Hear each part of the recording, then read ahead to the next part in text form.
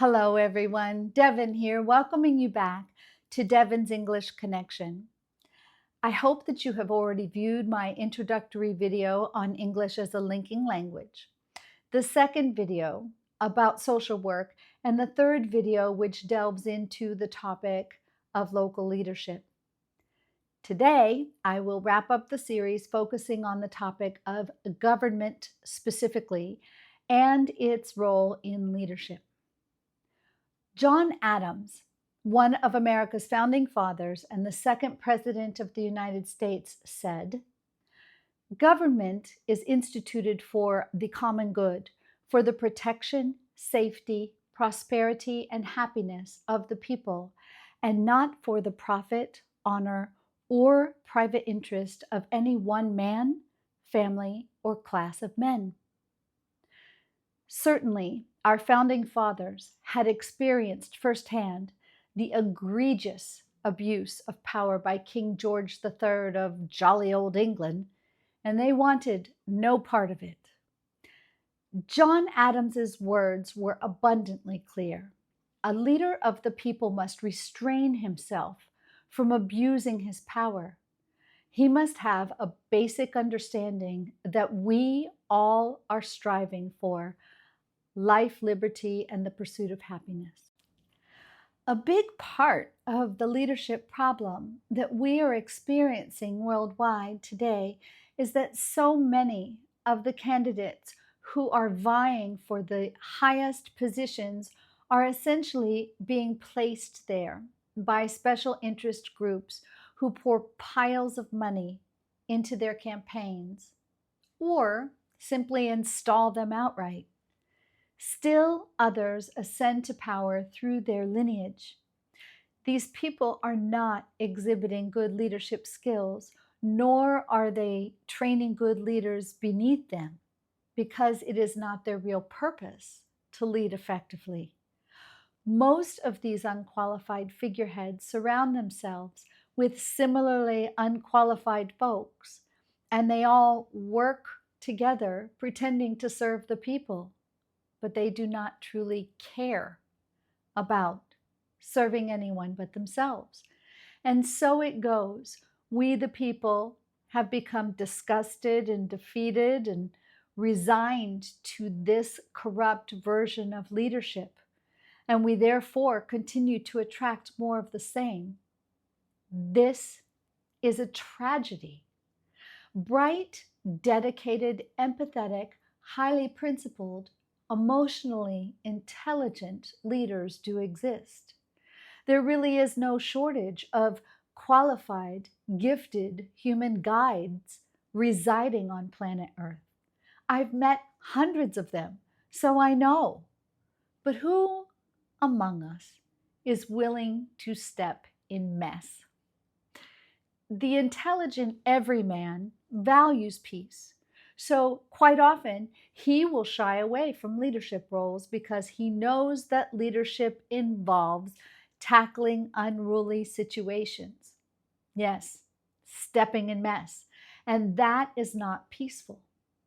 However, if the intelligent everyman does not rise and enter willingly into these positions, chaos makers will undoubtedly take over, reveling in snatching everyone's peace. One very effective tactic that these demons always employ is that of division. I have already spoken about this a little in the previous video. Those who seek to retain power at all costs do not want us to see our shared humanity. They do not want us to communicate, much less find common ground and solve our problems. Divide and conquer is a strategy that has kept evil men in power and the rest of us at their mercy since the beginning of time. So despots or would-be despots continue to use what has worked well, openly telling us who to hate, and we blindly obey, because it is easier to demonize others than to come together and compromise in good faith. Why is it such a piece of cake to manipulate people to hate each other? There are several reasons, but the one that rises to the top for me is that people do not want to adult. Let's face it, or better yet, let's not. It's exhausting. It is tempting to relinquish our power to the person or people who are screaming the loudest at us about what we should think and feel and how we should act and who is to blame for our discontent. We are so easily distracted by the sweet promise of the benefits that we are going to reap when our guy finally snatches freedom or money or security from someone else who has been portrayed as the enemy and gives it to us. The talking heads on the news, conspiracy theorists on the web, and leaders who want to wield power but not serve us are adept at convincing you and me we should be blaming others for our own shortcomings and for the failings of our leaders. Think about it. If in our minds we're doing everything right and our dissatisfaction with our lives is someone else's fault, then there is no need for us to examine our own choices, make some changes, and rise to meet our potential. And once we are convinced that this helpless space is our home, bullies in power can easily run roughshod over us, ensuring that we stay put. Why would we voluntarily opt for a powerless existence? The answer is simple. There is so much failure in the ascending process that we often convince ourselves that our efforts are not working. We give up and we settle, resigned to a life of self-pity. Apathetically from the sidelines, we blame those whom we consider inferior to us, and sometimes those who have risen to claim a better life. But we ourselves avoid facing the fact that our own choices have much to do with our circumstances. This is an expensive comfort that we enjoy. It costs us our potential and our humanity. Another explanation for why we are so easily turned against one another is that humans are equipped with an instinct to look for differences. The human tendency towards spotting certain deviations from the norm has long been regarded as a built-in survival mechanism that helps us to identify potential dangers. However, in today's world, most of the little differences among us are benign, posing no actual threat. Throw in conditioning that we have absorbed from our parents, other family members, and close ones, plus the various environments we occupy over a lifetime, and it is easy to see how we end up fearing that which we do not know. That fear of the other is easily exploited by those who wish to harness our power. When our son was 7 or 8 years old, he, his father, and I were heading somewhere in the car. We had just gotten the green light and were rolling slowly past a public transit bus that had pulled to the side of the road, where a line of people waited to board. There were young people and old people, Black people and white people, and probably some other categories too. A typical line for America, everyone was dressed in their own unique styles, some carrying bags, others toting backpacks. But there was also a pale, skinny guy on crutches and a darker, robust woman sitting in a wheelchair. A strong-looking 20-something guy with longish, dusty blonde hair was hoisting his bicycle onto the rack at the front of the bus. "What kind of crazy family is that?" our son piped up from the back seat. It was the innocent outburst of a hilarious and inquisitive child. Once we stopped laughing, it was easy enough to get inside his head. Our little family, as well as our extended family, was light-skinned. The school he attended sadly lacked diversity. Those of us in his everyday orbit were not very old, except for his grandparents on his father's side. Most of us were not extremely skinny or fat, and he had been conditioned to believe that families normally travel together in a car because that had been his experience. Never having taken public transportation, the whole bus scene just seemed off to the kid. We did take the time to explain public transportation and that many of the folks in the line probably did not know each other. But we also seized the opportunity to let our son know that families could and did come in all colors, sizes, and ages, that some people required special tools to get around if their legs were injured, and that a family that appeared different from ours was no less a family. Though we had been observing the queue from the safety of the car, and our son was clearly more curious than afraid, this example shows how our perception can be telling us one thing, that family doesn't look like my family, when in fact something else perfectly normal but outside of our experience could be going on.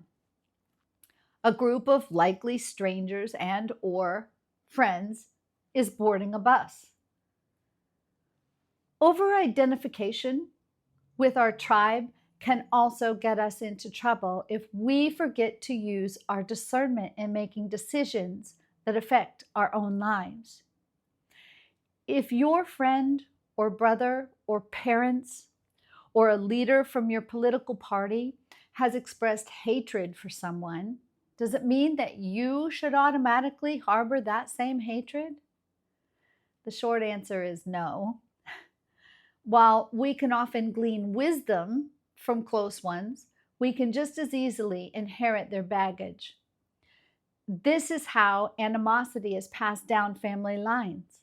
It explains why quarreling clans can exist for centuries. The hostility still is potent today as the day it was born, even more so.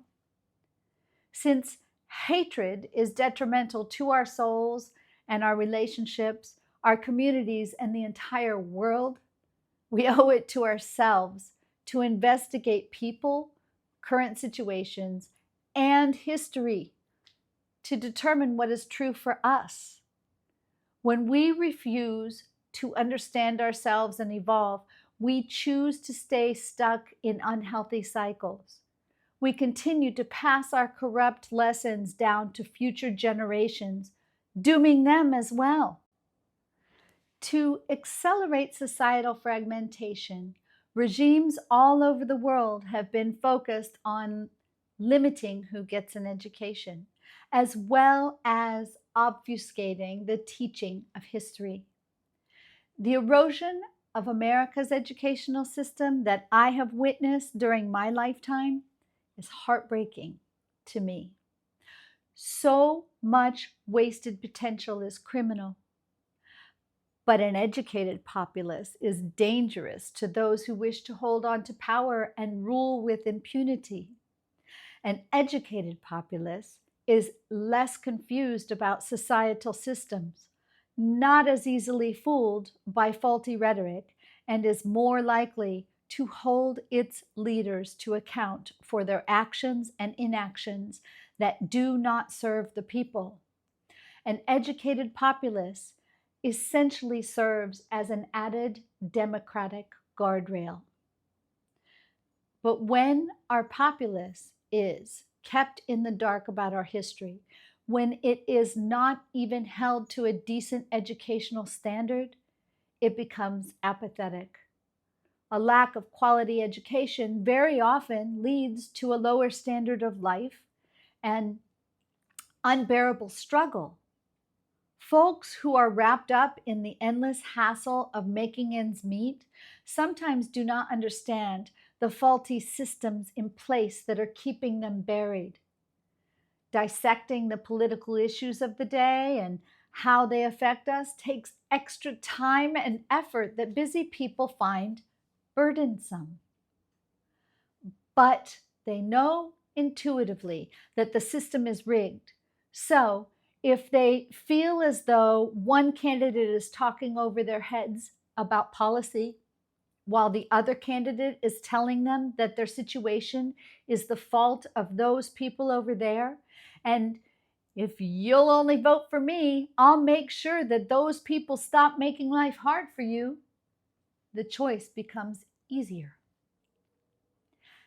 How do we stop this criminal manipulation and give the people the best opportunities to realize their potential?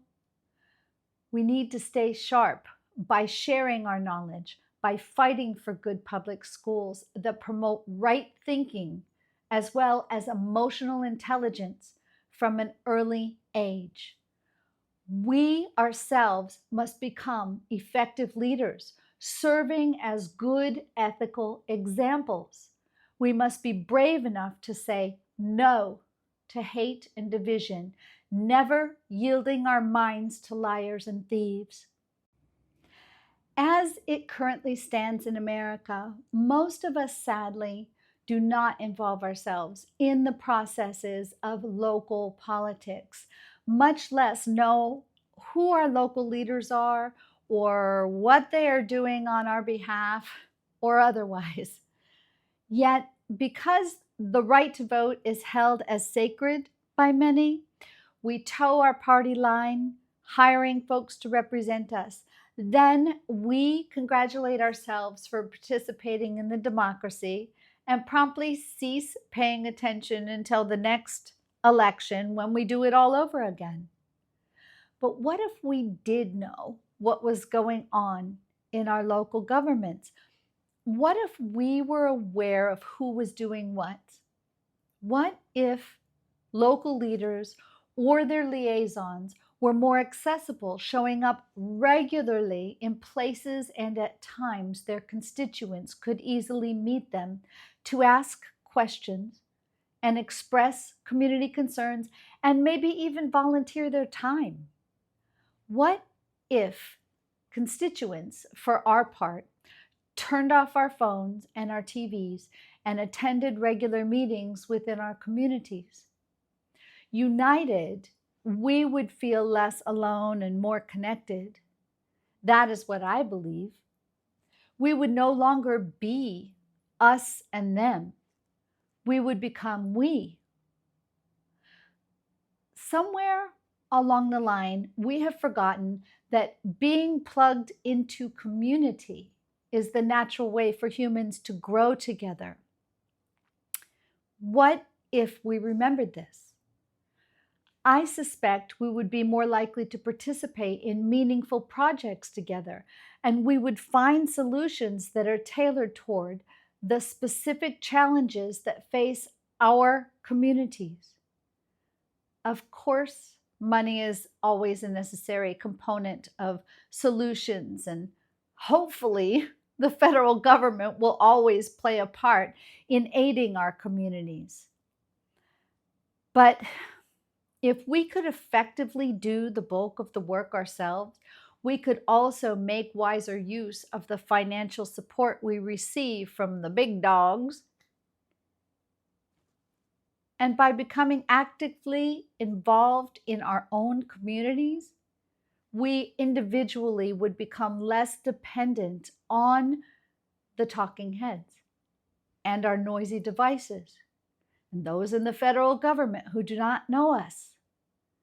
By taking action ourselves, we could gain control of a little piece and then cooperate and collaborate with others toward a common goal that would benefit our community as a whole. Meaningful change starts at the bottom and works its way up, not the other way around. Steve Jobs famously said, "The people who are crazy enough to think that they can change the world are the ones who do." He was right. What he did not say is that results vary greatly depending upon the type of crazy applied. Crazy runs the gamut from the innovative and helpful kind to the harmful and even devastating kind.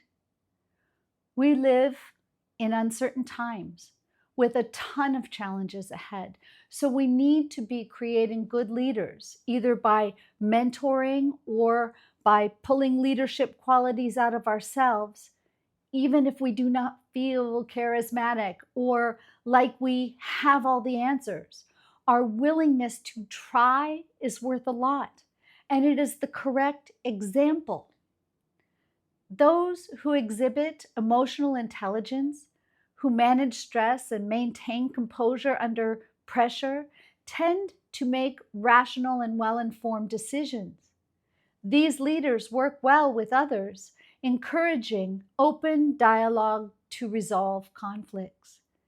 They cooperate and collaborate with others to create a culture of empathy, psychological safety, and a sense of belonging and purpose. We can no longer afford to sit on the sidelines and allow impulsive fools who create chaos and division to have their way with us and our wounded planet.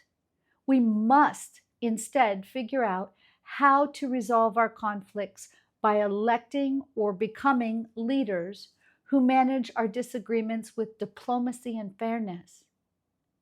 How do we clean up our mess and get folks to care about each other, the earth, and the future of our species?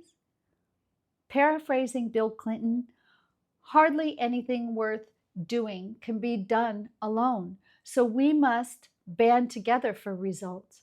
We must present to each other, this is what I care about. This is what I want to do. This is why I think you should care about it and want to help. I will end with a quote from my favorite Buddhist teacher, founder of Plum Village in France, Thich Nhat Hanh, plus a call to duty. First, the quote: "The next Buddha will not take the form of a person. The next Buddha will rather take the shape of a community that practices understanding and loving kindness, a community that practices a way of conscious living. This may be the most important thing for Earth's survival." At the beginning of my first video, I told you that this project was a love letter, and it has been. It is also a plea to the planet's right-thinking people, a beseeching to step up and start advocating for others and the health of our precious Earth. I am connecting with current and future leaders, those who are interested in being a part of the community that Thich Nhat Hanh described. I'm speaking to the following people. In Tanzania, lightness, loving daughter, teacher, mother, and joy of my heart. Her children, Lillian, Baraka, and Devin, my little namesake. Plus, also in Tanzania, Dinus, Timothy, Baltazari, Batuli, and Said. In Nepal, Sister Maya and Brother Jeet, co-creators of English Learning Club. Kem, my son, working hard in the UAE to support his family. Govinda, sweetest soul, and my trusted confidant. You are a young man of character, both honest and ethical. You are one of the best students I have ever had, and the best gratitude coach a person could ask for. You will change the world for the better. I know it because you've already done this for me. I'm proud of you and the work you are doing as a dedicated teacher to those who will inherit our world.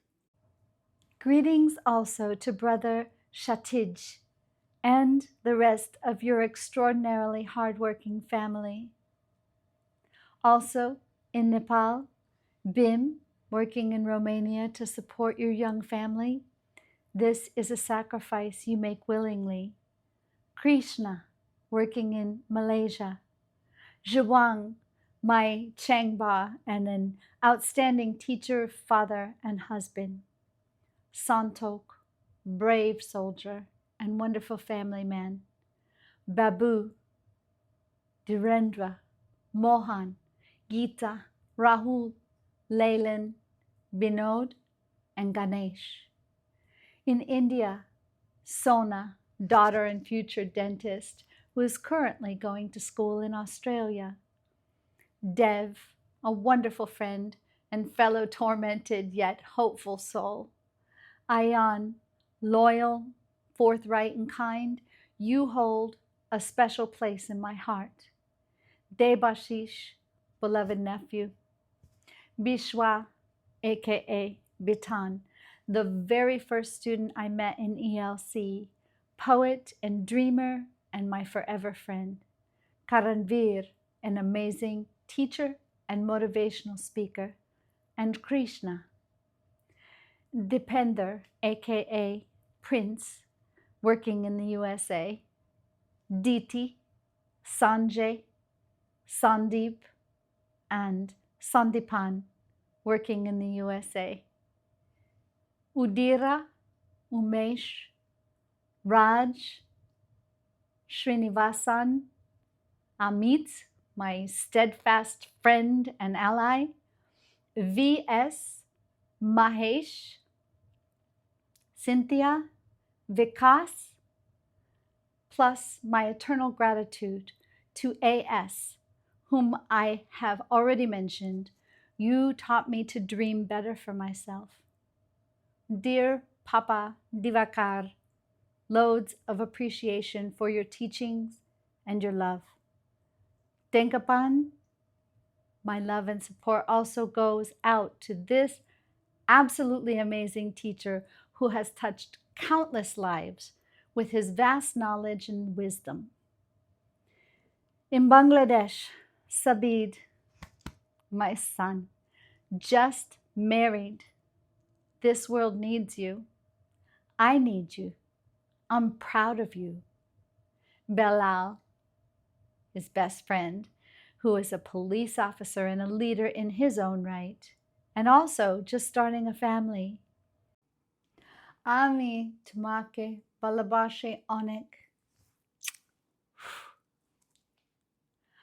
Also from Bangladesh, Mohammed Najim, plus Mohammed from Shondip, now living in the USA.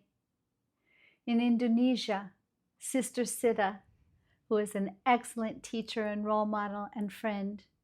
Novi, daughter, raising 2 smart daughters while teaching the daughters of others too. And Sulis. I am in awe of all 3 of you strong women. In Sierra Leone, Abdul, son. In Ecuador, Sara, I love you. You're putting in the necessary work. There is no doubt that you are going to rock this world. Eres una mujer poderosa.